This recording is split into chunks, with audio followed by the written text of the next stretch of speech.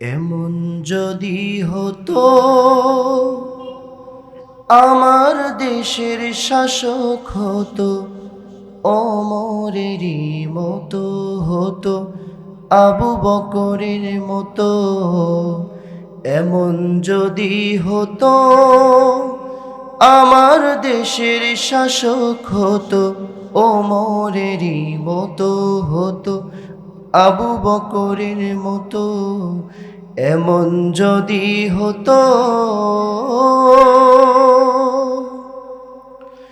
প্রজার দুঃখে যাদের চোখে আসতো না রে ঘুম, দেশের ভিতর পড়ে যেত শান্তি সুখের ধুম।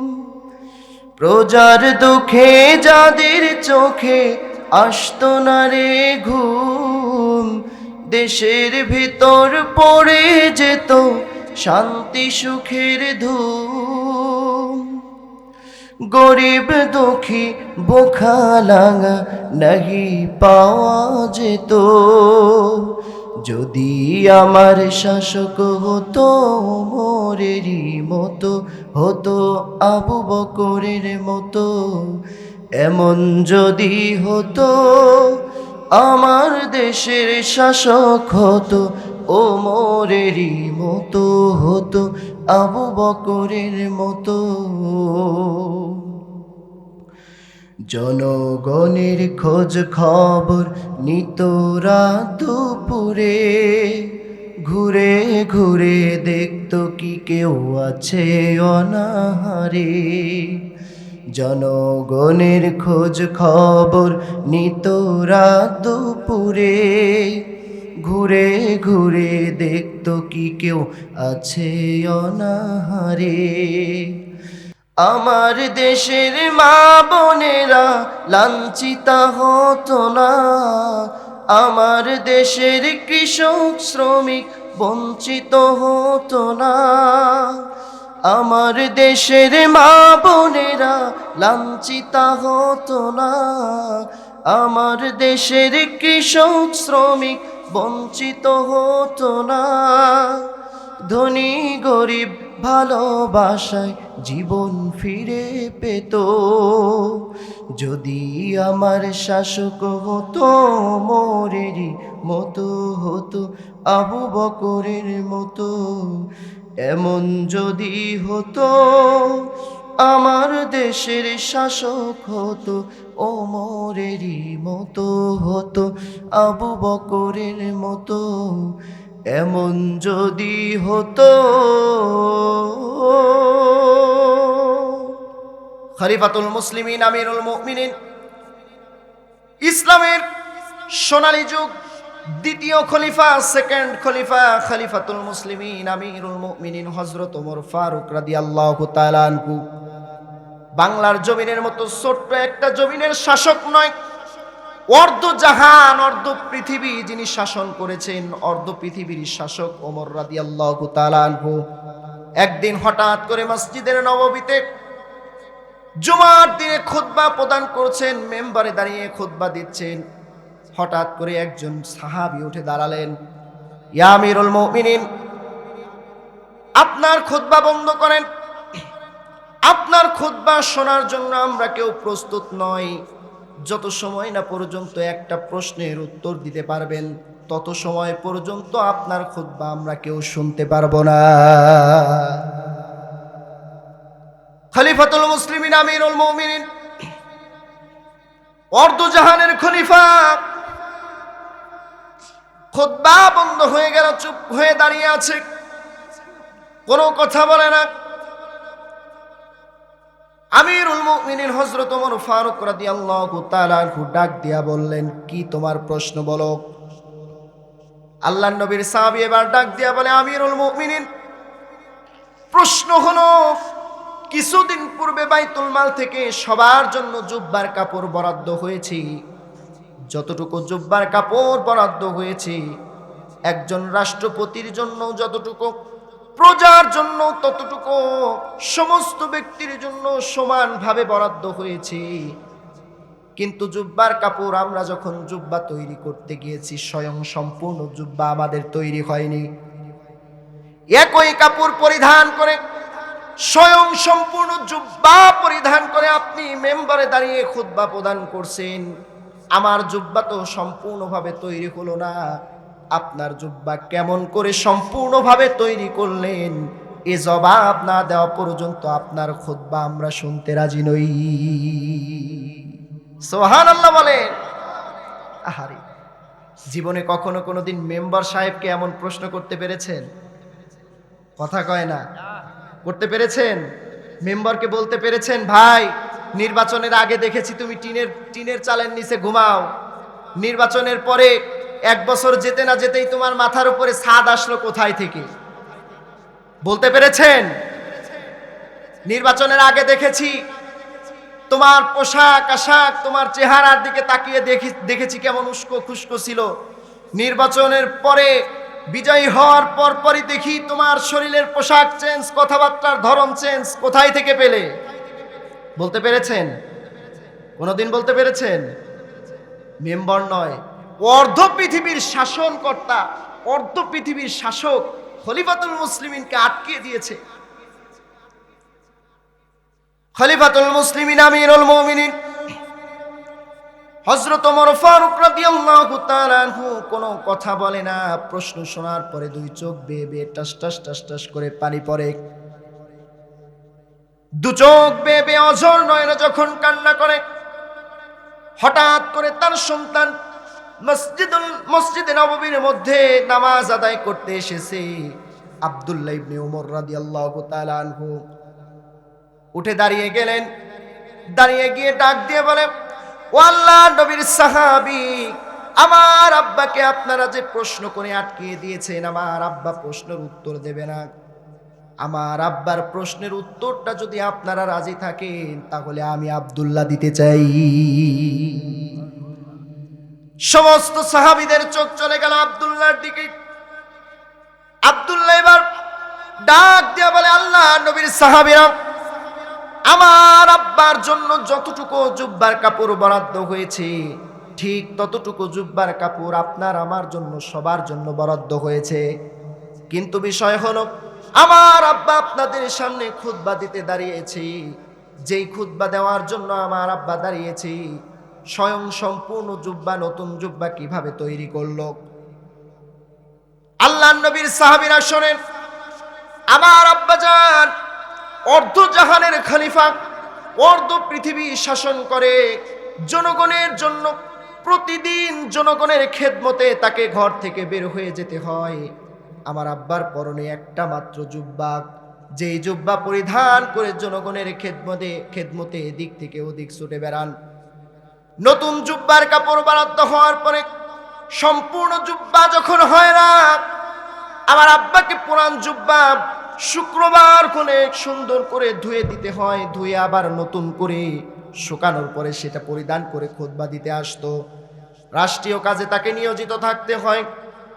এজন্য আমার জন্য যে অর্ধেক কাপড় বরাদ্দ হয়েছিল আর আমার আব্বার জন্য সমান কাপড় বরাদ্দ হয়েছিল, আমার আব্বাকে আমি আমার ওই কাপড়টা দিয়ে দিয়েছি।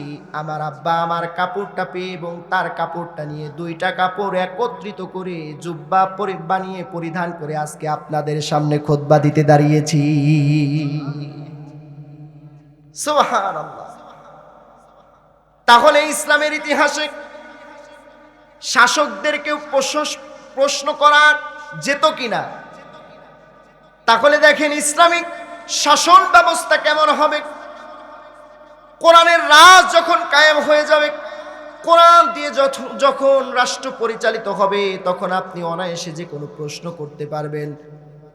শাসক আপনার দ্বারে দ্বারে আসবে, আপনার ভালো মন্দ জিজ্ঞাবে, জনগণের ভোগান্তি করে প্রটোকল দিয়ে রাস্তা অবরোধ করে বন্ধ করে নিজে শাসা করে চলে যেতে পারবে না। ঠিক কিনা বলেন? এজন্য এমন নেতা নির্বাচন করা লাগবে যে নেতা কোরআন বুঝবে, কোরআন মানবে, কোরআন দিয়ে সমাজ রাষ্ট্র পরিচালনা করতে পারবে। এমন নেতাকে আমরা বসাইতে চাই কি চাই না? চান তো ইনশাআল্লাহ? আমার বন্ধুগণ, আমার ভাইয়েরা, এদিকে আর আমি লম্বা করব না, চলুন এবার চলে যাই, তাহলে মুমিনের ভূমিকা হবে সৃষ্টি যার আইন চলবে,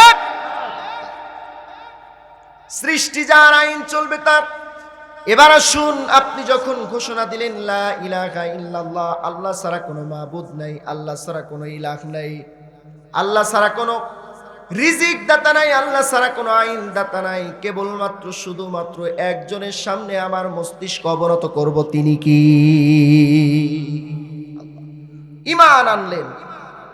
সূরা আসরের ঘোষণা হলো, আল্লাহ পাক রব্বুল আলামিন বলছেন ইল্লাল্লাযীনা আমানু, ক্ষতির মধ্য থেকে বেঁচে যাবে তারা সর্বপ্রথম ঈমান আনবে। ঈমান আনবে যারা, সর্বপ্রথম ঈমান আনবে যারা, ক্ষতি থেকে বেঁচে যাবে তারা। তার মানে আমরা ঈমান আনলাম, ঈমান আনার পরে ক্ষান্ত নয়, ঈমান আনার পরে আপনার উপরে 5টি দায়িত্ব দাঁড়িয়ে যায়। 1 নাম্বার, ঈমান আনার পরে 4টা দায়িত্ব ফরজিয়াত হয়ে যায়। সর্বপ্রথম দায়িত্বগুলো, ঈমান আনার পরে নামাজ আপনাকে কায়েম করা লাগবে, নামাজ প্রতিষ্ঠা করা লাগবে, রমজান মাসে রোজা রাখা লাগবে, হজ করা লাগবে, যাকাত দিতে হবে। এই যে শাবান মাস চলছে, শাবানের আজকে 10 তারিখ চলে গেল, আর কয়েকদিন পরেই রমজান। দোয়া করছি আল্লাহ তাআলা শাবানের রহমত বরকত আমাদের উপরে বর্ষণ করুক, বলেন আমিন। রমজান পর্যন্ত আমাদের দীর্ঘনেক হায়াত বাড়িয়ে দেন, বলেন আমিন। আমার বন্ধুগণ, আমার ভাইয়েরা, কেমন ঈমান আনা লাগবে, কেমন ঈমান আনলে আমরা ক্ষতি থেকে বেঁচে যাব, কেমন ঈমান আনয়ন করলে আমরা ক্ষতির মধ্য থেকে বেঁচে যাব। একটু পিছনের দিকে লক্ষ্য করেন, কেমন ঈমান এনেছেন আল্লাহর নবীর সাহাবীরা, কেমন ঈমানদার ছিলেন তারা, কেমন ঈমানের পরীক্ষা দিয়েছেন তারা। আল্লাহর নবীর সাহাবী খুবাইব রাদিয়াল্লাহু তাআলা আনহু মদিনায় হিজরত করে চলে গিয়েছেন। খুবাইব রাদিয়াল্লাহু তাআলা আনহুকে মক্কার কাট্টা কাফেরেরা, কাফের মুশরিকেরা খুবাইব রাদিয়াল্লাহু তাআলা আনহুকে গ্রেফতার করে যখন মদিনার জেলখানায় বন্দী করলেন, মদিনার জেলখানায় বন্দী করার পরে খুবাইব রাদিয়াল্লাহু তাআলা আনহুকে অকাট্য নির্যাতন নিপীড়ন শুরু করলেন জেলখানায়। এত অত্যাচার, এত নিপীড়ন, এত জুলুম করা শুরু করলেন। জুলুম করতে করতে এক পর্যায়ে খুবাইব রাদিয়াল্লাহু তাআলা আনহুকে জুলুম বন্ধ করলেন, আর ডাক দিয়ে বললেন, নির্যাতন করে মেরে ফেললে মুসলমানরা জিতে যাবে, তারা মনে করবে ঈমান আনার পরে ঈমানের পথ ছেড়ে না দিয়ে শহীদ হয়ে গিয়েছে, হত্যা করা যাবে না, এভাবে তার খাবার বন্ধ করে দাও। কত নির্মম, কত নির্যাতন দিয়ে খুবাইব রাদিয়াল্লাহু তাআলা আনহুকে দুনিয়া থেকে বিদায় করা হয়েছে। আমার ভাইয়েরা, আমার বন্ধুগণ, গভীর মনোযোগ দিয়ে শুনবেন। খুবাইব রাদিয়াল্লাহু তাআলা আনহুর খাবার বন্ধ করে দেওয়া হলো, জেলখানার মধ্যে বন্দী করা হলো। জেলখানার মধ্যে বন্দী থাকা অবস্থায় খুবাইব রাদিয়াল্লাহু তাআলা আনহু একজনের ইবাদত করেন, তিনি কি? জোরে বলেন, তিনি কি? গভীর রজনী যখন হয়ে যায়, খুবাইব রাদিয়াল্লাহু তাআলা আনহু আস্তে আস্তে করে উঠে যায় নামাজে, তাহাজ্জুদের নামাজে দাঁড়িয়ে যান, তাহাজ্জুদের নামাজ পড়েন, কোরআন তেলাওয়াত করেন। কাফের মুশরিকের দল লক্ষ্য করে দেখি খুবাইবের খাবার বন্ধ হলে কি হবে?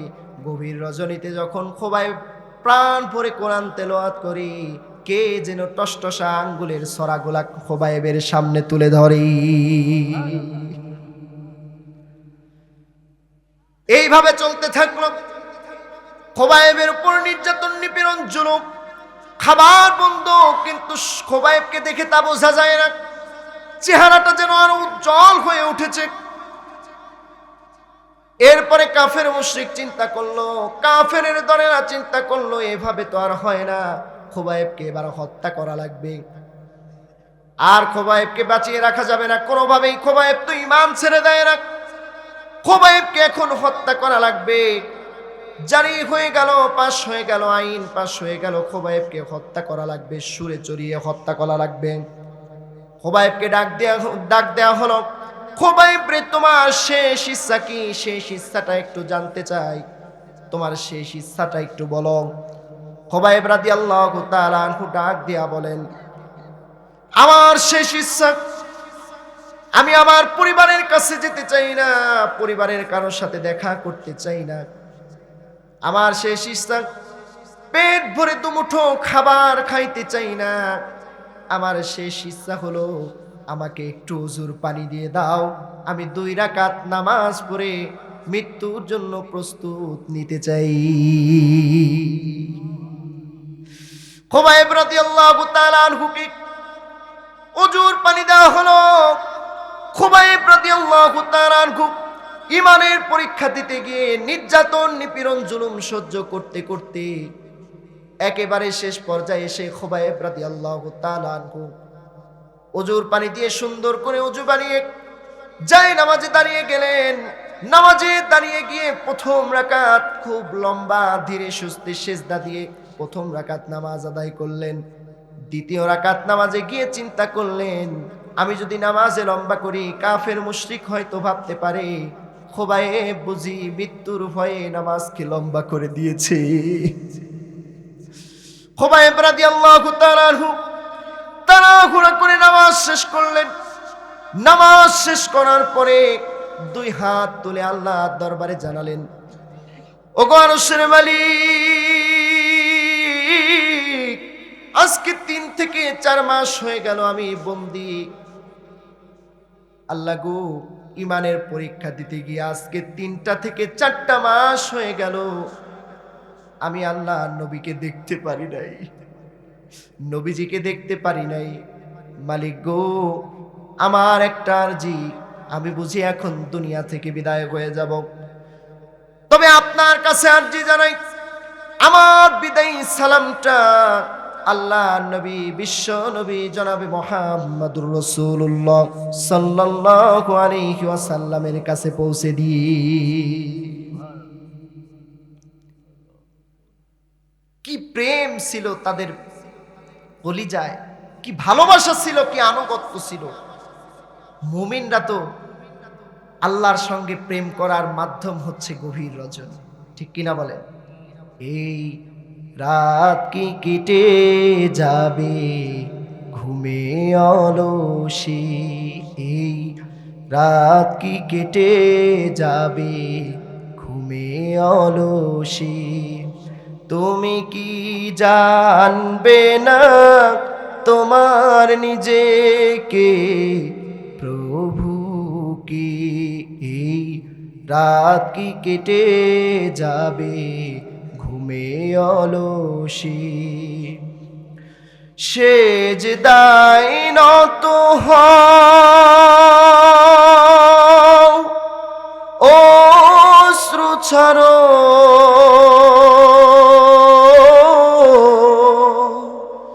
আল্লাহর শরণে হৃদয় গারো, প্রাণ ভ্রেলে সব ব্যথা বলো প্রভু কি, বলো প্রভু কি, এই রাত কি কেটে যাবে ঘুমে অলসে, এই রাত কি কেটে যাবে ঘুমে অলসে। আল্লাহু আকবার। মুমিনের প্রেম হবে তো গভীর রজনীতে, নিশীতে নিস্তব্ধ হয়ে যাবে যখন। মুমিনের প্রেম শুরু হবে তখন ঠান্ডা পানি দিয়া ওযু বানাইয়া তাহাজ্জুদের নামাজে দাঁড়িয়ে যাবে। মুমিন যখন তাহাজ্জুদের নামাজে দাঁড়াবে, কোরআন তেলাওয়াত করতে থাকবে, সিজদার মধ্যে যাবে, আল্লাহ খুশি হয়ে যাবে। মুমিন যা চায় আল্লাহ পাক রব্বুল আলামিন তাকে সবকিছু দিয়ে দিবে। খুবাইব রাদিয়াল্লাহু তাআলা আনহু নামাজ শেষ করলেন, আল্লাহর কাছে আরজি জানালেন, ঈমানের পথ থেকে পিছু পা হলো না। খুবাইব রাদিয়াল্লাহু তাআলা আনহুকে কাফের মুশরিকের দলেরা ধরে নিয়ে হাত পা বেঁধে ফেললেন। হাত পা বাঁধার পরে একজন কাফের ডাক দিয়া বলে, খুবাইব রে, তোর জায়গায় যদি আল্লাহর নবী তোর নবীকে যদি ঝোলানো হতো কতই না ভালো হতো। খুবাইব রাদিয়াল্লাহু তাআলা আনহু শেষ মুহূর্তে হাত বাঁধা পা বাঁধা কোনো কথা বলতে পারে না। খুবাইব রাদিয়াল্লাহু তাআলা আনহু কিছু সময় চুপ থাকার পরে মুখের মধ্যে অনেকগুলো থুতু জমা করে এরপরে খুবাইব রাদিয়াল্লাহু তাআলা আনহু যে কাফেরটা বলেছিল এই কথা তার মুখ বরাবর মেরে দিলেন আর ডাক দিয়ে বললেন, কাফের মুশরিকের দল শোনো, কাফের মুশরিকের দল স্পষ্টভাবে শুনে রাখো, আমি খুবাইবের জায়গায় আল্লাহ নবীর একটা পশমের ক্ষতি হবে, আমি খুবাইব বেঁচে থাকতে এটা সহ্য করতাম না। আল্লাহর নবীর দিকে একটা আঙ্গুল পর্যন্ত তোমাদেরকে উঁচু করতে দিতাম না। খুবাইব রাদিয়াল্লাহু তাআলা আনহু এ কথা বলার পরে কাফিরের গোষ্ঠীরা রাগে ফেটে উঠলেন, রাগে রাগান্বিত হয়ে গেলেন। এরপরে খুবাইব রাদিয়াল্লাহু তাআলা আনহুর হাত বরাবর তরবারির আঘাত করলেন, হাত কেটে জমিনে পড়ে গেল। ইমানের জন্য খুবাইব রাদিয়াল্লাহু তাআলা আনহুকে এক হাত কেটে ফেলে দিলেন। খুবাইব রাদিয়াল্লাহু তাআলা আনহু মুস্কি মুস্কি হাসে। বাম হাত বরাবর তরবারির আঘাত করা হলো, বাম হাত কেটে পড়ে গেল। খুবাইব রাদিয়াল্লাহু তাআলা আনহু মুস্কি মুস্কি হাসেন। কাফের মুশরিকেরা এবার ডাক দিয়ে বললেন, খুবাইব রে, একটা একটা করে হাত পা কেটে ফেলা হয়, তারপরে কেন হাসো? তোমার অঙ্গ পতঙ্গ কেটে ফেলা হয়, তুমি কেন হাসো? খুবাইব রাদিয়াল্লাহু তাআলা আনহু ডাক দিয়া বলেন, কাফের মুশরিকের দল শুনে রাখো, একটা একটা করে অঙ্গ আমার কেটে ফেলো, আর আল্লাহ পাক রব্বুল আলামিন আমার চোখের সামনে জান্নাতের ওই হুরদেরকে এক এক করে আমার চোখের সামনে দেখিয়ে দেয়। এই কথা শোনার পরে কাফের মুশরিকের দল খুবাইব রাদিয়াল্লাহু তাআলা আনহুকে একটা তরবারি বের করে বুক দিয়ে আঘাত করে পিঠ দিয়ে বের করে দিলেন। সঙ্গে সঙ্গে খুবাইব রাদিয়াল্লাহু তাআলা আনহু শেষ হয়ে গেলেন, ইন্তেকাল করলেন। খুবাইব রাদিয়াল্লাহু তাআলা আনহু শহীদ হয়ে গেলেন। এ খবর মদিনায় নবীজি সাল্লাল্লাহু আলাইহি ওয়াসাল্লামের কাছে চলে গেল। নবীজি সাল্লাল্লাহু আলাইহি ওয়াসাল্লাম মসজিদে নববীর মধ্যে বসা, দাঁড়িয়ে গেলেন। দাঁড়িয়ে গিয়ে সালামের জবাব নিচ্ছেন, ওয়া আলাইকুমুস সালাম ইয়া খুবাইব। খুবাইব রাদিয়াল্লাহু তাআলা আনহু সালামের জবাব নিচ্ছেন। সাহাবীরা দাঁড়িয়ে গেলেন, ইয়া রাসূলুল্লাহ ইয়া হাবিবাল্লাহ দাঁড়িয়ে গেলেন, কারণ কি জানতে চাই? নবীজি চোখের পানি ধরে রাখতে পারলেন না। সাহাবীদেরকে ডাক দেয়া বলে, সাহাবীরা শোনো, আমার খুবাইব এই মুহূর্তে শহীদ হয়ে আল্লাহর জান্নাতের মধ্যে পাখি হয়ে ঘুরে বেড়াচ্ছে।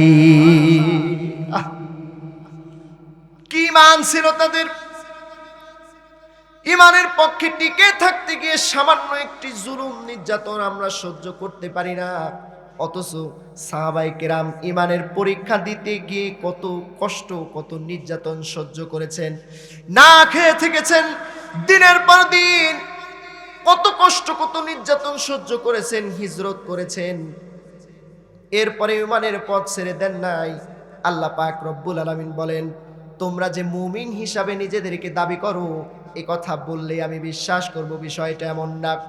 সূরা আসরের তাফসীর অনুযায়ী ক্ষতি থেকে বেঁচে যাবে চারটি গুণ যারা অর্জন করতে পারবে, তার ভিতরে প্রথম নাম্বার হলো ঈমান এনেছে যারা ক্ষতি থেকে বেঁচে যাবে তারা।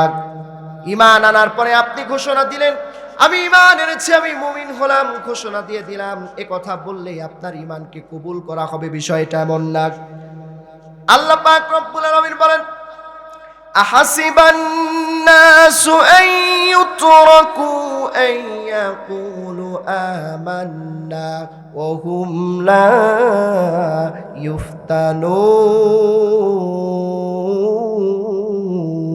ইফতানুন। আল্লাহ পাক রব্বুল আলামিন বলেন, তোমরা তোমরা যারা ঈমানের দাবি করো, যারা ঈমান এনেছো, ঈমানের ঘোষণা দাও, এ কথা বললেই আমি তোমাদের ঈমানকে কবুল করব, বিষয়টা এমন না। অবশ্যই তোমার ঈমানকে আমি আল্লাহ পাক রব্বুল আলামিন পরীক্ষা করব। কি দিয়ে পরীক্ষা করবেন? কোরআনে কারীম আমাদেরকে জানিয়েছেন, ওয়ালা নাবলুওয়ান্নাকুম বিশাইইম মিনাল খাউফি ওয়াল জু'i ওয়া নাকসিম মিনাল আমওয়ালি ওয়াল আনফুসি ওয়াস সামারাত ওয়া বাশশিরিস সাবিরিন।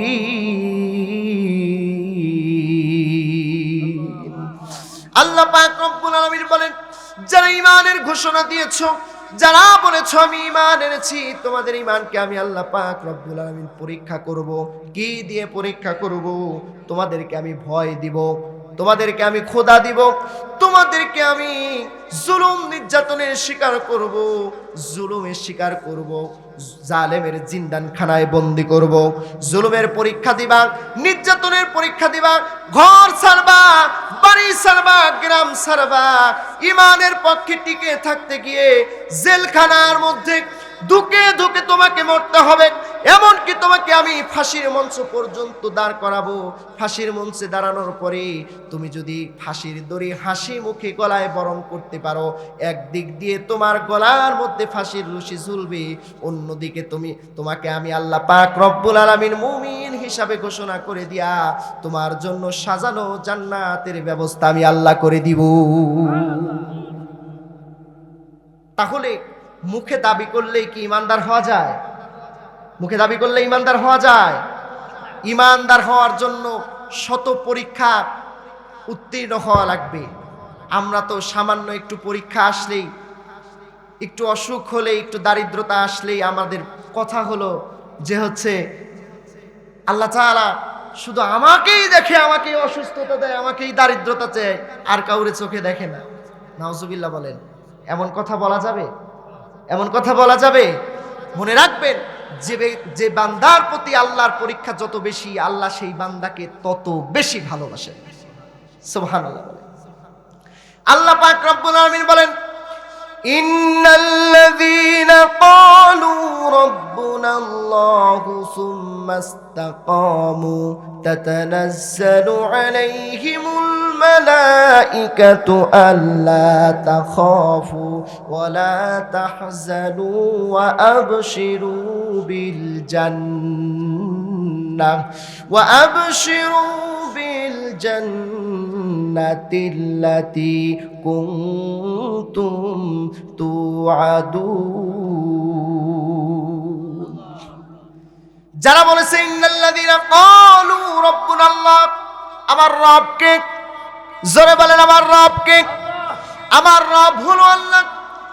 ইন্নাল্লাযীনা ক্বালু রাব্বুনাল্লাহ, যারা বলেছে আমার রব আল্লাহ, সুম্মা ইসতাকামু, অতঃপরে কথার উপরে যারা ইস্তেকামাত থেকেছে, শত বাধা বিপত্তি জুলুম নির্যাতন সহ্য করার পরে এই কথার উপরে যারা প্রতিষ্ঠিত থাকতে পেরেছে, পরিচালিত হয়েছে, তাদেরকে আমি আল্লাহ পাক রব্বুল আলামিন ফেরেশতার মাধ্যমে সহযোগিতা করব। প্রত্যেকটা পরীক্ষায় ফেরেশতা দিয়ে তাদেরকে আমি সহযোগিতা করব, সাহায্যের হাত বাড়িয়ে দিব। ফেরেশতারা তাকে সাহায্য করতে করতে জান্নাত অবধি পর্যন্ত পৌঁছে দেবে। আমি আল্লাহ পাক রব্বুল আলামিন তাকে মুমিন হিসাবে ঘোষণা করে দিয়া জান্নাতের ব্যবস্থা করে দিব। এই পৃথিবীতে যারা ইন্নাল্লাযীনা ক্বালু রাব্বুনাল্লাহ,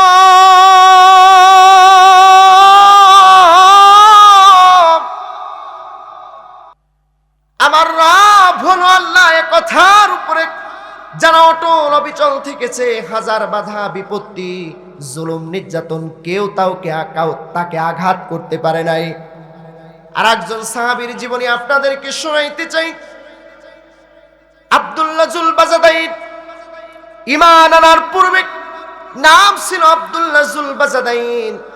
ছোট্ট বয়সে পিতা মারা যায়, বাবা মারা যায়। বাবা মারা যাওয়ার পরে চাচার ঘরে লালিত পালিত হয়। আব্দুল্লাহ জুল বাজাদাইন চাচার ঘরে লালিত পালিত হচ্ছে।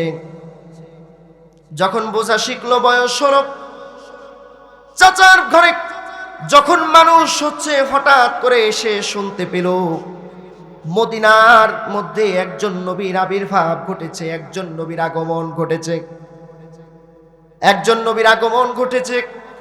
মনটা বড় চায় নবীজি সাল্লাল্লাহু আলাইহি ওয়াসাল্লামের প্রশংসা শুনে ঈমান আনতে মনে চায়, কিন্তু কাফের মুশরিকদের ঘরে পরিচালিত হচ্ছে। চাচার ঘরে বাবা নাই, বাবা নাই। আব্দুল্লাহ জুলবাজাদাইন অনেক দিন পরে চাচাকে জিজ্ঞাসা করলেন, চাচা একটা প্রশ্ন আপনাকে জিজ্ঞাসা করতে চাই, চাচা একটা প্রশ্ন আপনাকে জিজ্ঞাসা করতে চাই। ও চাচা, মদিনার মধ্যে একজন নবীর আগে আবির্ভাব ঘটেছে, তিনি নাকি আল্লাহর নবী, এ কথা কি আপনি বিশ্বাস করেন, আপনি কি মানেন? চাচা ডাক দিয়া বলে, আব্দুল উজ্জা, ইসলাম গ্রহণের পূর্বে তার নাম ছিল আব্দুল উজ্জা। ডাক দিয়া বলে, আব্দুল উজ্জা, মানুষের জবান থেকে শুনেছি, যে কথা শুনেছি অবশ্য সে আল্লাহর নবী হতে পারে, এই ব্যাপারে কোনো সন্দেহ নাই। আব্দুল উজ্জা এবার চাচাকে ডাক দিয়া বলে, চাচা তাই যদি হয় আপনি কি ঈমান আনবেন? আব্দুল উজ্জার চাচা ডাক দিয়া বলে, আব্দুল উজ্জা, যে কথা একবার মুখে নিয়েছো আর একবার মুখে এনো না। আমার বাপ দাদার ধর্মে চুনকালি মাখাইতে পারবো না, আমি কখনো ঈমান আনতে পারবো না।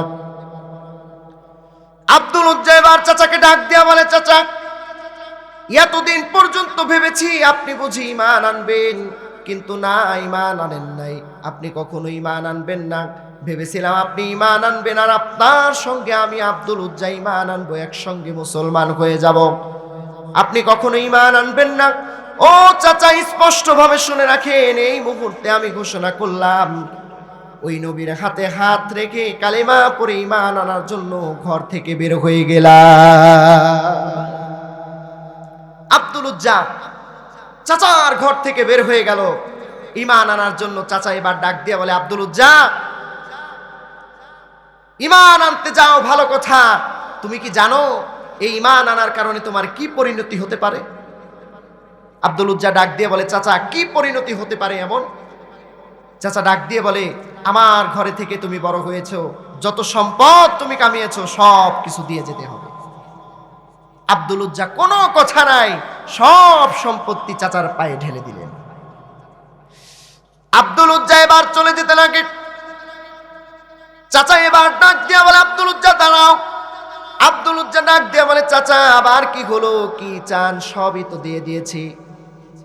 চাচা ডাক দিয়া বলে, আব্দুল উজ্জা রে, তোমার পরনে যে পোশাক আছে এই পোশাকটাও আমার দেওয়া, এই পোশাকটাও তোমাকে খুলে দিয়ে যেতে হবে। আব্দুল উজ্জা ঈমান আনার জন্য এক মুহূর্ত দেরি করে নাই, পরনের সমস্ত পোশাক খুলে চাচার হাতে ধরিয়ে দিয়ে উলঙ্গ অবস্থায় মায়ের দরজার সামনে গিয়ে মাকে ডাক দিচ্ছে, মা, ও মা। মা ভিতর থেকে জবাব দেয়, কে তুমি? বলে, আমি তোমার সন্তান আব্দুল উজ্জা। কি চাও আমার কাছে? হালকা আলতো ভাবে দরজাটা খুলে দেখে আব্দুল উজ্জা উলঙ্গ অবস্থায় দরজার সামনে দাঁড়িয়ে আছে। মা ডাক দিয়া বলে, আব্দুল উজ্জা রে, এমন অবস্থায় কেন তুমি দাঁড়িয়েছো? কি চাও আমার কাছে? এমন অবস্থা তোমার কে করলো? আব্দুল উজ্জা ডাক দিয়া বলে, মা গো, ও মা, ঈমান আনার জন্য চাচা আমার কাছ থেকে সব নিয়ে নিয়েছে মা গো, শরীরের পোশাক পর্যন্ত নিয়ে নিয়েছে। মা ডাক দেয়া বলে, আব্দুল উজ্জা, এখন তুমি আমার কাছে কি চাও? আব্দুল উজ্জা ডাক দেয়া বলে, মা, তেমন কিছু তোমার কাছে চাই না, এক টুকরা কাপড় দাও, যে কাপড়টা কোনো মতো আমার সতরটা ঢেকে পরিধান করে আল্লাহর নবীর দরবারে যেতে চাই। উলঙ্গ অবস্থায় তো আমি যেতে পারবো না। মা এবার ডাক দেয়া বলে, আব্দুল উজ্জা, তোমাকে দেওয়ার মতো আমার কিছু নাই। ভিতর থেকে ছোট্ট একটি টুকরা কম্বলের টুকরা ফিনকি দিয়ে আব্দুল উজ্জার কাছে দিলেন। কোনো মতো সতরটা ঢেকে আব্দুল উজ্জা মরুভূমি প্রান্তর দিয়ে দৌড়াইতে দৌড়াইতে খেয়ে না খেয়ে জীর্ণ শীর্ণ অবস্থায় উস্কো খুস্কো চুল নিয়ে শরীর নিয়ে নবীজির দরবারের সামনে হাজির হলেন। নবীজি সাল্লাল্লাহু আলাইহি ওয়াসাল্লাম মসজিদে নববী থেকে বের হয়ে দেখে মসজিদের বাহিরে উস্কো খুস্কো পাগলের মতো একজন দাঁড়িয়ে আছে। ডাক দিয়ে বললেন, কে তুমি, কি চাও? আব্দুল উজ্জা ডাক দিয়া বলেন, ইয়া রাসূলুল্লাহ, ইয়া হাবিবাল্লাহ, আমি আব্দুল উজ্জা ঈমান আনার জন্য এসেছি। নবীজি ডাক দিয়া বলেন, আব্দুল উজ্জা, ঈমান আনবে ভালো কথা, কিন্তু তোমার এই অবস্থা কেন? আব্দুল উজ্জা এবার ডাক দিয়া বলে, ইয়া রাসূলুল্লাহ, ইয়া হাবিবাল্লাহ, ছোট্টবেলায় বাবাকে হারিয়েছি, চাচার ঘরে লালিত পালিত হয়েছি। ঈমান আনার কথা যখন বলেছি, চাচা আমার উপরে নির্যাতন করেছে, সমস্ত সম্পদ রেখে দিয়েছে, এমনকি শরীরের পোশাক পর্যন্ত আমার চাচা আমার শরীর থেকে খুলে নিয়েছে। ইয়া রাসূলুল্লাহ, ইয়া হাবিবাল্লাহ, মায়ের কাছ থেকে কোনো মতো এক টুকরা কাপড় দিয়ে আমি আমার সতরটা ডেকে আপনার কাছে এসেছি ঈমান আনার জন্য। নবী গো, আর এক মুহূর্ত দেরি করতে চাই না, এই মুহূর্তে আপনি আমাকে পরিয়ে দেন আশহাদু আল্লা ইলাহা ইল্লাল্লাহু ওয়াহদাহু লা শারীকা লাহু ওয়া আশহাদু আন্না মুহাম্মাদান আবদুহু ওয়া রাসূলুহু। আল্লাহু আকবার। আরো জোরে বলেন আল্লাহু আকবার। ঈমান আনার জন্য আব্দুল উজ্জা সব ত্যাগ তিতিক্ষা করেছেন, সম্পদ, নিজের পোশাকটা পর্যন্ত নিয়ে নবীর দরবারে যেতে পারেন নাই। নবীজি সাল্লাল্লাহু আলাইহি ওয়াসাল্লাম আব্দুল উজ্জাকে কালেমা পড়িয়ে ঈমানদার বানিয়ে দিলেন এবং নাম পরিবর্তন করে রেখে দিলেন আব্দুল্লাহ জুল বাজাদাইন। নাম কি রাখলেন? আব্দুল্লাহ জুল বাজাদাইন। এরকম অসংখ্য সাহাবীদের জীবনী আছে যারা ঈমান আনার জন্য ত্যাগ তিতিক্ষা করেছে, জীবনের সবটুকু দিয়ে দিয়েছে, রক্ত দিয়েছে, জীবন দিয়েছে, ইসলামের পথ থেকে এক পা পিছে চলে যায় নাই। এজন্য ঈমানের পক্ষে টিকে থাকতে গেলে আপনার উপরে আমার উপরে জুলুম নির্যাতন আসতে পারে।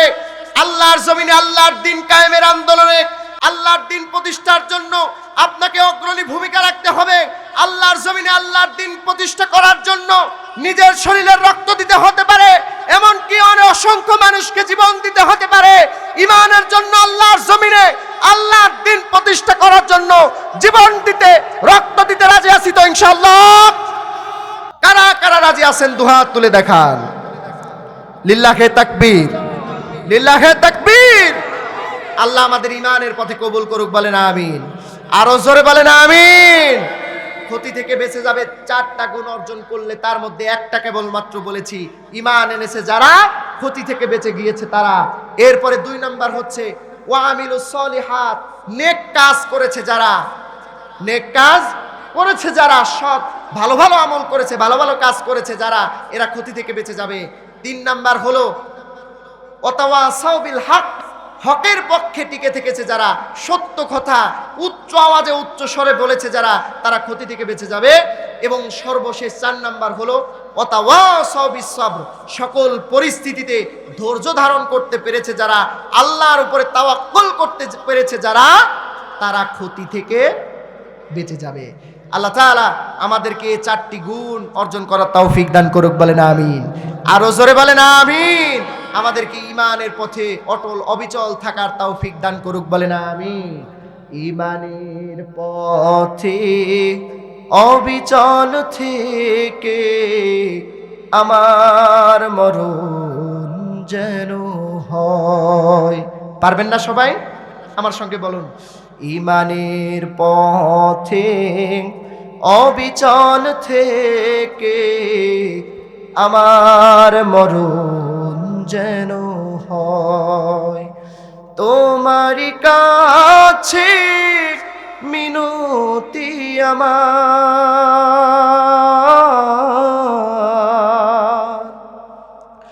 তোমারই কাছে মিনতি আমার, মহামহিম দয়াময়। ঈমানের পথে অবিচল থেকে আমার মরণ যেন হয়। ঈমানের পথে অবিচল থেকে আমার মরণ যেন হয়। প্রতিদিন মিথ্যের মুখোমুখি হই, বেদিন ফাসেকেরা করে হইচই, আজাজিলে সে গুমরাহি সুর গান, আজাজিলে সে গুমরাহি সুর গান করে তোলে মোহময়। ইমানের পথে অবিচল থেকে আমার মরণ যেন হয়। ইমানের পথে অবিচল থেকে আমার মরণ যেন হয়। বলেন না আমিন। আমি জানতে চাই টাঙ্গাইলবাসী, এই পৃথিবীতে আল্লাহ পাক রব্বুল আলামিন যত মাখলুক সৃষ্টি করেছেন, এই যত সৃষ্টি আছে অহেতুক কোনো কিছু সৃষ্টি করেছেন কি? এগুলা সৃষ্টি করেছেন কে? কে? অহেতুক কোনো কিছু সৃষ্টি করেছেন? করেন। এই পৃথিবীতে আল্লাহ পাক রব্বুল আলামিন যত মাখলুক সৃষ্টি করেছেন, অহেতুক কোন মাখলুক আল্লাহ তাআলা সৃষ্টি করেন নাই। এই পৃথিবীতে আল্লাহর সৃষ্টি যত মাখলুক আমরা দেখি আর যারা দেখি, সমস্ত মাখলুকাতের মধ্যে আল্লাহ পাক রব্বুল আলামিন সবচাইতে শ্রেষ্ঠত্ব দিয়া সম্মানিত করে কেবলমাত্র শুধুমাত্র মানুষদেরকে আল্লাহ পাক রব্বুল আলামিন সৃষ্টি করেছে। কোরআনে কারীম আমাদেরকে জানিয়েছেন, লাকাদ খলাকনাল ইনসানা ফি আহসানি তাকওয়ীম।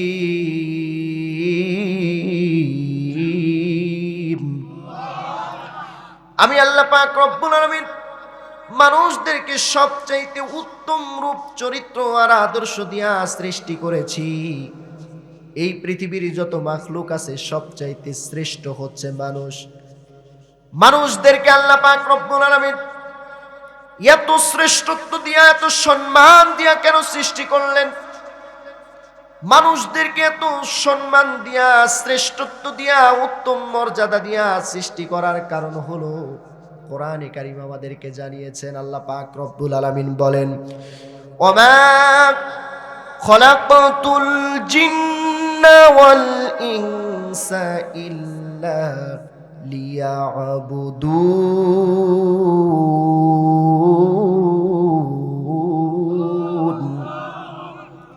আল্লাহ পাক রব্বুল আলামিন বলেন, গোলাম রে, এই পৃথিবীর সবচাইতে শ্রেষ্ঠত্ব আর সম্মান দিয়ে আমি আল্লাহ পাক রব্বুল আলামিন তোমাদেরকে সৃষ্টি করেছি। এত শ্রেষ্ঠত্ব আর এত সম্মান দেওয়ার কারণ হলো, গোলাম রে, একমাত্র আমি আল্লাহ পাক রব্বুল আলামিন তোমাদেরকে আমি আল্লাহর ইবাদতের জন্য সৃষ্টি করেছি।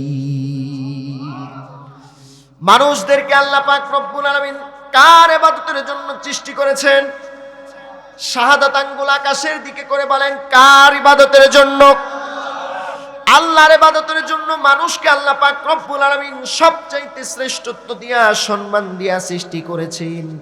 আর মানুষ ব্যতীত এই পৃথিবীতে যত সৃষ্টি আছে, সমস্ত সৃষ্টিকে আল্লাহ পাক রব্বুল আলামিন কেবলমাত্র শুধুমাত্র এই মানুষের উপকারের জন্য আল্লাহ তাআলা সৃষ্টি করেছে। মানুষ ব্যতীত যত মাখলুক আছে, সব মাখলুককে আল্লাহ পাক রব্বুল আলামিন মানুষের নিয়ামত স্বরূপ সৃষ্টি করেছেন।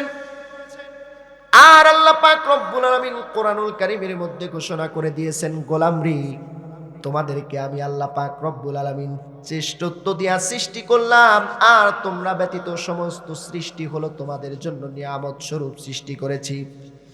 এই নিয়ামত যদি তোমরা ধরে রাখতে চাও, নিয়ামত যদি বৃদ্ধি করে নিতে চাও, কোরআনের ঘোষণা, আল্লাহ পাক রব্বুল আলামিন বলেন, লা ইন শাকারতুম লা আযীদান্নাকুম ওয়া লা ইন কাফারতুম ইন্না আযাবি লাশাদীদ।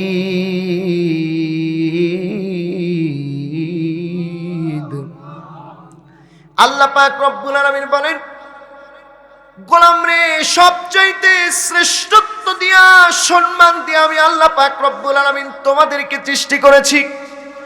শ্রেষ্ঠত্ব আর সম্মান পাওয়ার পরে তোমাদের জন্য যে নিয়ামত রাজি আমি আল্লাহ পাক রব্বুল আলামিন দিয়েছি, গোলাম রে, নিয়ামত পাওয়ার পরে তোমরা যদি আমি আল্লাহর প্রশংসা আদায় করতে পারো, শুকরিয়া জ্ঞাপন করতে পারো, যত নিয়ামত আমি আল্লাহ পাক রব্বুল আলামিন তোমাদের জন্য দিয়েছি, আসমান এবং জমিনের মধ্যে একবার শুকরিয়া জ্ঞাপন করার ফলে সমস্ত নিয়ামতের দরজা ডাবল গুণে বৃদ্ধি করে দিয়া তোমাদের জন্য আমি আল্লাহ দান করে দিব। আর শুকরিয়া জ্ঞাপন করতে যদি ব্যর্থ হয়ে যাও গোলাম,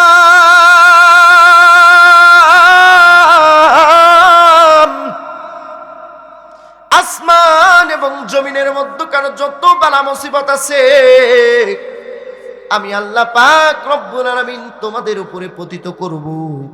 শুধু দুনিয়াতেই বালা মুসিবত দেব তাই নয়, শুকরিয়া জ্ঞাপন করতে যদি ব্যর্থ হয়ে যাও, কাল কিয়ামতের ময়দানে সব চাইতে ভয়ঙ্কর শাস্তির ব্যবস্থা যিনি করবেন তিনি কি? আওয়াজ দিয়ে বলেন তিনি কে?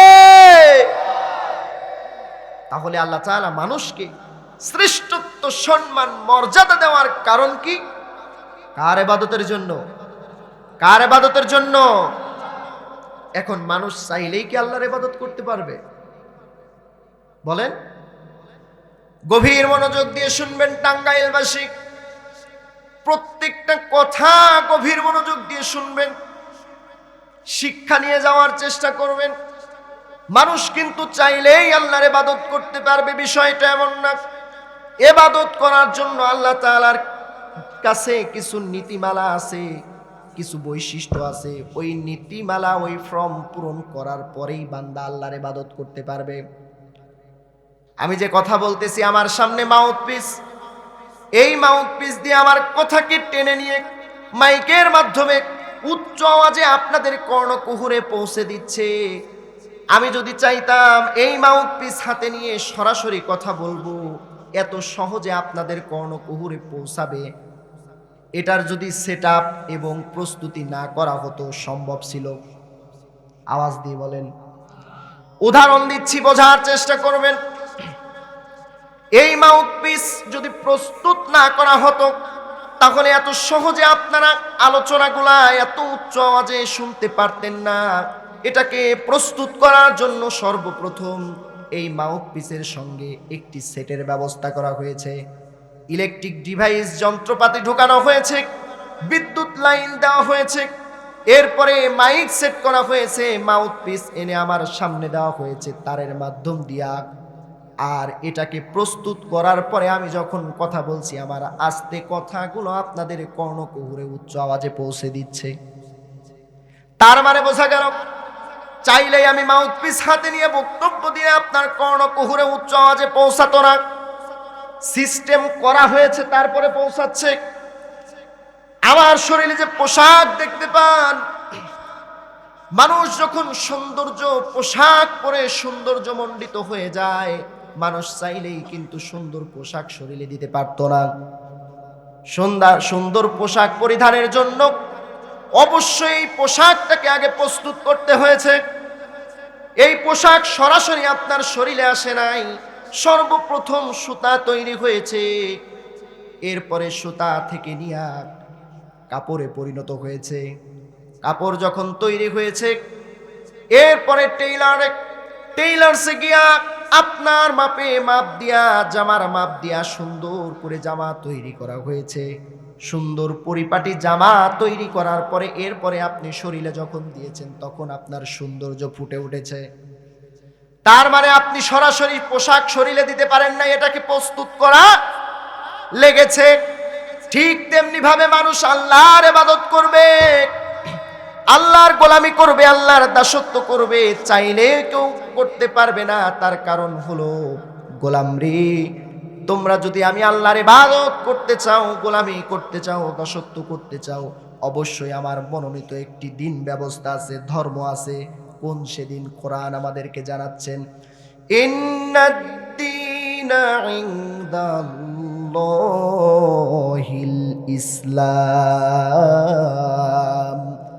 মানুষ যদি আল্লাহর ইবাদত করতে চায়, গোলামি করতে চায়, অবশ্যই তাকে ইসলামের মধ্যে প্রবেশ করা লাগবে, দাখিল হওয়া লাগবে। ইসলামের মধ্যে দাখিল হওয়া লাগবে, নিজেকে প্রস্তুত করা লাগবে আল্লাহর গোলামি করার জন্য, আল্লাহর দাসত্ব করার জন্য নিজেকে প্রস্তুত করা লাগবে। কি প্রস্তুতি সেটা? নিজেকে শিরিক মুক্ত করা লাগবে, অন্ধকারাচ্ছন্ন পথ থেকে বের হয়ে এসে, জুলুম নির্যাতন জুলুমিয়াতের পথ থেকে বের হয়ে এসে নিজেকে প্রস্তুত করে শিরিক মুক্ত করে কথার ঘোষণা দেওয়া লাগবে। সবাই আমার সঙ্গে তাল মিলিয়ে পড়ুন, লা ইলাহা ইল্লাল্লাহু মুহাম্মাদুর রাসূলুল্লাহ সাল্লাল্লাহু আলাইহি ওয়াসাল্লাম। আল্লাহর গোলামি, আল্লাহর ইবাদত, আল্লাহর দাসত্ব করার জন্য আপনাকে প্রস্তুত হওয়া লাগবে, শিরিক মুক্ত হওয়া লাগবে, গুনাহের কাছ থেকে ফিরে এসে একজনের তাবেদারি করা লাগবে। তিনি কে? জোরে বলেন, তিনি কে? আল্লাহর গোলামি করা লাগবে।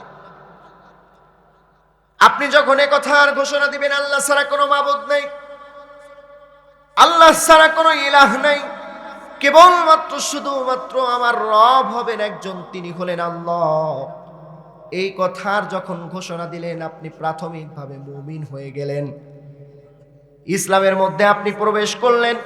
এ কথার ওয়াদাবদ্ধ হওয়ার পরে আপনার ইচ্ছা বলে আর কোনো ইচ্ছা থাকতে পারে না। আপনার শয়নে স্বপনে ওঠায় বসায় চলাফেরায় প্রত্যেকটি কাজে কর্মে প্রত্যেকটি ক্ষেত্রে যার রাজি খুশিতে আপনি চলবেন, যার হুকুমে আপনি চলবেন, গলার আওয়াজ উঁচু করে দিয়ে বলেন, তিনি কি? আল্লাহর ইচ্ছায় আপনাকে চলতে হবে, নিজের ইচ্ছা বলে আর কিছু থাকতে পারে? কারণ আমার রবকে, রবকে গোটা আসমান জমিন সৃষ্টি করেছেন কে? আমাকে আপনাকে যিনি সৃষ্টি করেছেন তিনি কে? তাহলে এই আসমান জমিনে, আসমানের নিচে জমিনের উপরে রাজত্ব, কর্তৃত্ব, হুকুম চলবে কার? জোরে বলেন, কার? এ কথা আল্লাহর জমিনে আল্লাহর হুকুম চলবে, আল্লাহর আইন চলবে, এ কথা কোনো রাজনৈতিক বা কোনো দলীয় স্লোগান হতে পারে?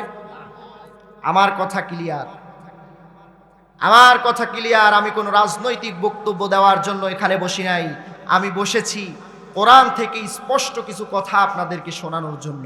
ভালো করে বুঝবেন, জমিন যার, আইন চলবে তার। আইন চলবে কার? জমিন যার, সৃষ্টি যার, আইন চলবে তার। তাই যদি হয় এই জমিনে আইন চলবে কার? এটা কোনো রাজনৈতিক স্লোগান? আল্লাহর জমিনে আল্লাহর আইন চলবে, এ কথা কোনো ব্যক্তিত্ব, কোনো দলীয়, কোনো রাজনৈতিক স্লোগান নয়, এটা হলো মুমিনদের কথা। কাদের কথা? কারণ আমরা ঘোষণা দিয়েছি আল্লাহ ছাড়া কাউকে রব মানি না, আল্লাহ আমার রব। এ কথার স্বীকৃতি দেওয়ার পরে, ইসলামের মধ্যে প্রবেশ করার পরে কেবলমাত্র একজনের দাবিদারি করব, তিনি কে? শুধু তাই নয়, আল্লাহ তাআলা নিজেই বলছেন, আলা লাহুল খলক ওয়াল আম, আলা লাহুল খলক ওয়াল আম, সৃষ্টি যার, আইন চলবে তার। ইনিল হুকমু ইল্লা লিল্লাহ, এই জমিনে একজনের কর্তৃত্ব চলবে, একজনের হুকুম চলবে, তিনি কে? আল্লাহ। স্বাধীনতার 54 বছর পার হয়ে গিয়েছে। আমার সোনার বাংলার জমিনে কত নেতা আসলো গেল আমরা দেখেছি। 54 বছর পার হয়ে যাওয়ার পরেও আজ পর্যন্ত বাংলার জমিনে শান্তির দেখা পাই নাই। পেয়েছি? পেয়েছি। যারা এই শান্তির বড় বড় বক্তব্য দিয়েছে, স্লোগান দিয়েছে, শান্তি প্রতিষ্ঠা করতে চায়, কেউ শান্তি প্রতিষ্ঠা করতে পারে নাই। 54 বছর পার হয়ে গিয়েছে, শান্তি প্রতিষ্ঠা হয় নাই। তার একমাত্র কারণ হলো সৃষ্টি যারা, আইন চলবে তার কথা আমরা মানতে পারি নাই। পশ্চিমা বিশ্বের জাহেলদের, কাফের মুশরিকদের মানুষ রচিত আইন প্রণয়ন দিয়ে, মানব রচিত আইন দিয়ে যখন আমার বাংলার জমিন পরিচালিত করেছে, পরিচালনা করেছে, 54 বছর ধরে আল্লাহর আইনকে প্রতিষ্ঠিত করতে পারে নাই। মানব রচিত আইন থাকার কারণে বাংলার জমিনে আজও পর্যন্ত শান্তির দেখা মেলে নাই। ঠিক কিনা বলেন? এজন্য 54 বছর নয়, আমি স্পষ্টভাবে বলতে চাই, জমিন যার, আইন চলবে তার, আল্লাহর হুকুম চলবে, আর কোনো হুকুম চলতে পারে না। মুমিনদের যদি এ কথাই হয়ে থাকে, এই স্লোগানই হয়ে থাকে, বাংলার জমিনে যদি শান্তি প্রতিষ্ঠা করতে চান, 54 বছর হয়ে গিয়েছে স্বাধীনতার, আজও আমরা শান্তির দেখা পাই নাই, শান্তির দেখা মেলে নাই।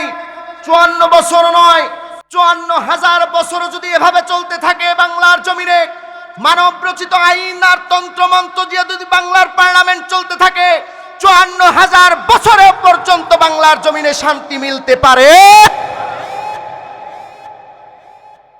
শান্তি মিলতে পারে না।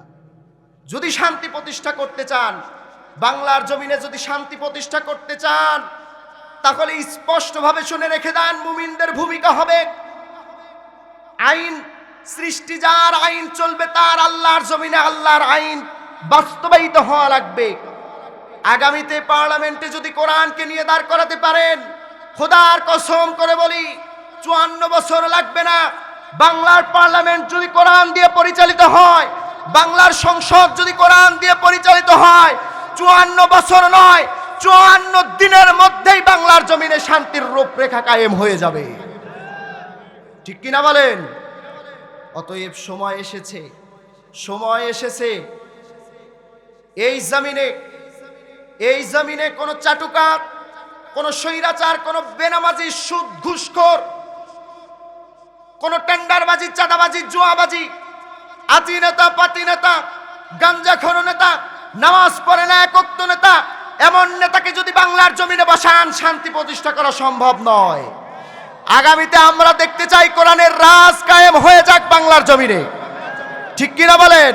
কোরআন দিয়ে পার্লামেন্ট চলবে, কোরআন দিয়ে পরিবার চলবে, কোরআন দিয়ে সমাজ চলবে, কোরআন দিয়ে রাষ্ট্র চলবে। কোন মানুষকে আর কোন মা বোনকে ধর্ষিতা হতে হবে না, কোন মানুষকে খুন হতে হবে না, হত্যা হতে হবে না, জুলুম নির্যাতন সব দৌড়ে পালাবে। আমরা কোরআনের শাসন দেখতে চাই। এ কথার সাথে টাঙ্গাইলবাসী যদি একমত থাকেন তো হাত উঁচু করে আল্লাহকে দেখা।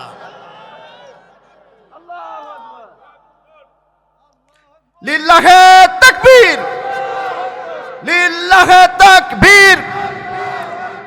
আল কোরআনের আলো সংসদে জালো, নাস্তিকদের আস্তানা। লিল্লাহে তাকবীর। রাজি আছেন তো ইনশাআল্লাহ? সমস্যা হচ্ছে ভাই? কষ্ট হচ্ছে? আলোচনা চলবে?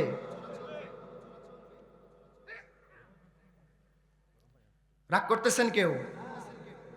এত সময় পর্যন্ত যতটুকু বলেছি এটা মুমিনের ভূমিকা বলেছি। খোদার কসম করে বলি, টাঙ্গাইলবাসী আমার কথা খুব স্পষ্ট। সৃষ্টি যার, আইন চলবে তার, আল্লাহর জমিনে আল্লাহর আইন চলবে, কথা যে মেনে নিতে পারবে না সে নামধারী মুনাফিক, মুসলিম নয়। মুসলিম পরিচয় নামধারী মুনাফিক, টাটকা গাদ্দার সে। ঠিক কিনা বলেন? এ সমস্ত মুনাফিক, গাদ্দার, নাস্তিকদের বলতে চাই, যারা আল্লাহর জমিনে আল্লাহর দিন প্রতিষ্ঠা হোক, আল্লাহর আইন চলুক, হুকুম চলুক, এ কথা যারা চাও না, তোমাদের সাথে আমরা একমত হতে পারবো না কখনো কোনোদিন। ঠিক কিনা বলেন? সম্মানিত টাঙ্গাইলবাসী, এজন্য আমার আলোচনা হলো, মুমিনরা সব সময় চাইবে আল্লাহর জমিনে আল্লাহর দিন প্রতিষ্ঠা হোক, আল্লাহর হুকুম চলবে, আল্লাহর জমিনে আল্লাহর হুকুম চলবে, আইন সৃষ্টি যার, আইন চলবে তার, এ কথার স্লোগান দিবে। একমাত্র আল্লাহর তাবেদারি করবে, অন্য কারো তাবেদারি করার জন্য মুমিনরা প্রস্তুত নয়। ঠিক কিনা বলেন?